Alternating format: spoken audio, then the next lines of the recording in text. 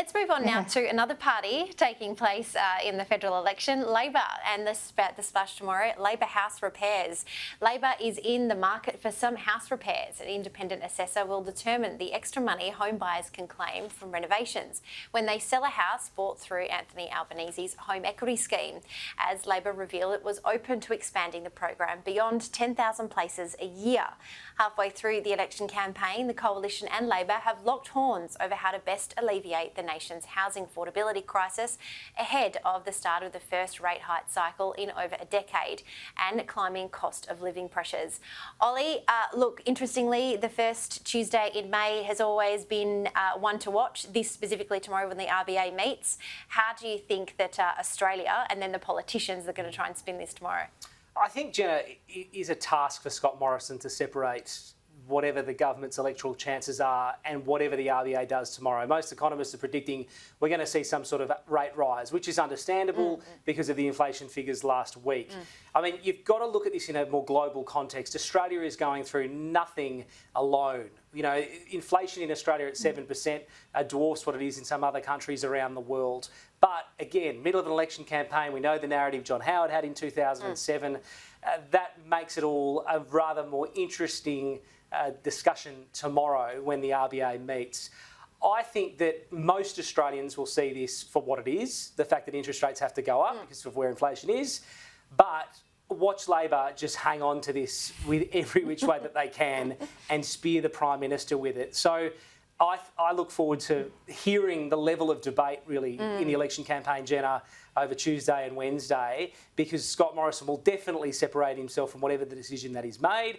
And I don't know if it'll be Albo throwing the barbs, but it'll be Jason Clare for sure going hard. I think Jim Chalmers might chime in a little bit tomorrow as well.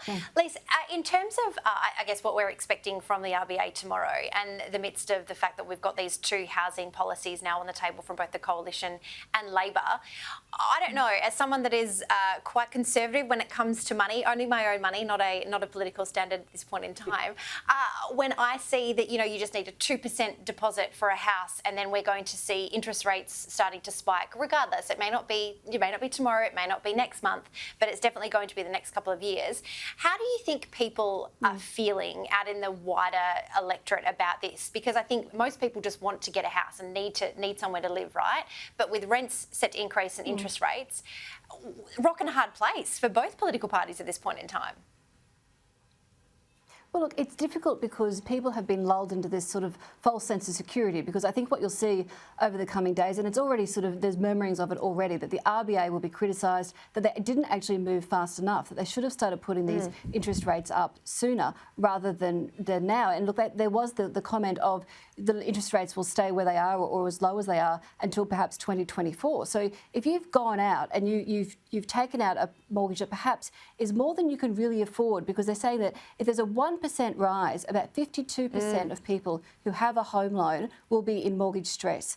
So a $600,000 loan, it goes up by 1%. That's an extra $360 a month. Now, that might not seem like a lot of money to some people, but if you've put all of your eggs into the basket to get this mortgage in your dream home, we're going to see a lot of people in mortgage stress. So, I don't know, it's an easy shot for Albanese to take to blame the government. But at the end of the day, what is he going to do to change it? If we end up with Labor in government, it's not going to stop interest rates going up.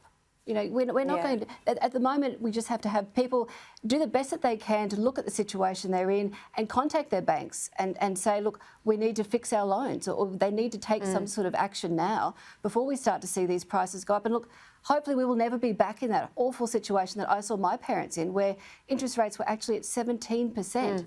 Like, you look at the raising to possibly 0.5 now, that's nothing like 17%.